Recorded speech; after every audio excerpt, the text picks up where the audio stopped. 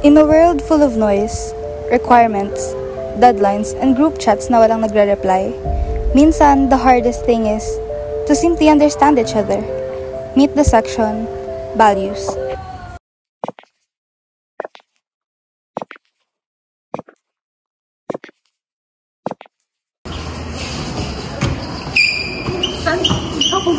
Si Mangkas na po.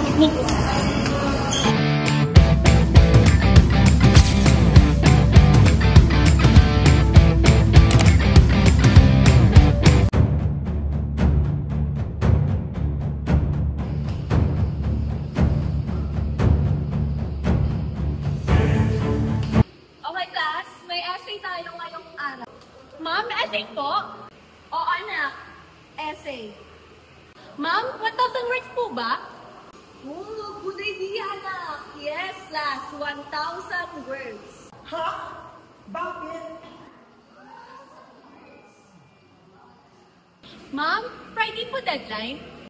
Next week sana, anak. Pero dahil nga pasaway kayong lahat, Friday ang deadline. Ang pahuli, hindi na makakapasa. Oh, ma'am? Ano ba yan? Bita-bita? Paking ko ba to?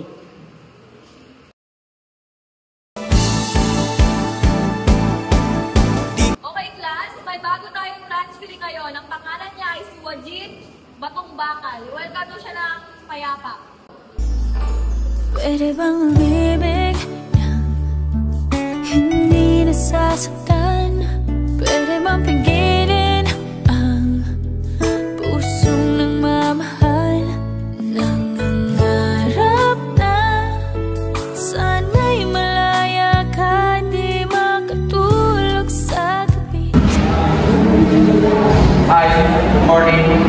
Ako si Abdul Wajid Batong Bakal, taga-Mamang Tawi-Tawi, 23 years old. Panalo kami muli sa Tamunika. Almost 10 taon na kami tuo. Bet, ano raw? Di ko gets engine parts.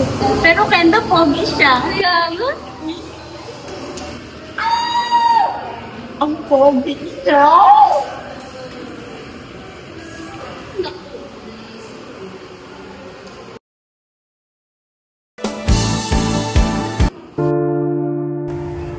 Ayun na nga, the communication barrier. Parang poor Wi-Fi connection, lag, delayed, at may mga complications.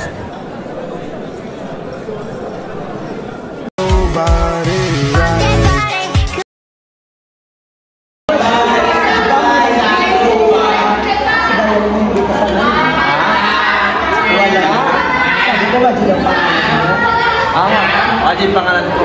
Pero alam na kung to, lahat ko yung pan. uy, pero first pa ito ni First Wajid lang. Baka kaya nakipag-small talk? Love at first sight yun? Sus, di naman sila bagay. Talaga si Roy, weirdo. Feeling pretty. Kaya nga.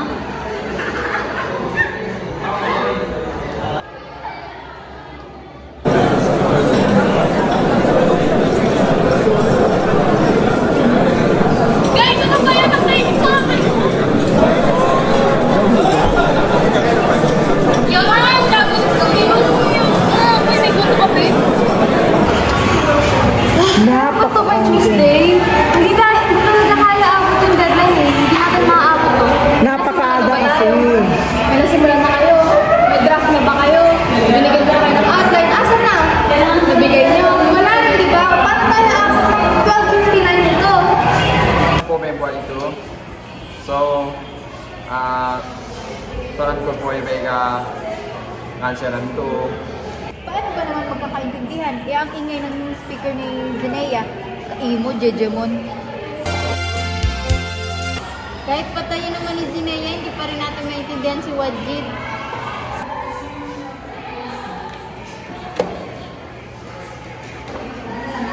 Wajid! Saan ka punta? Wajid, basahin mo nga to.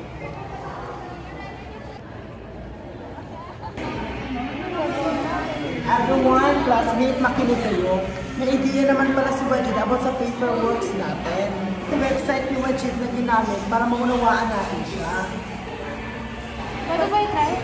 Sige, para mas maunawaan natin.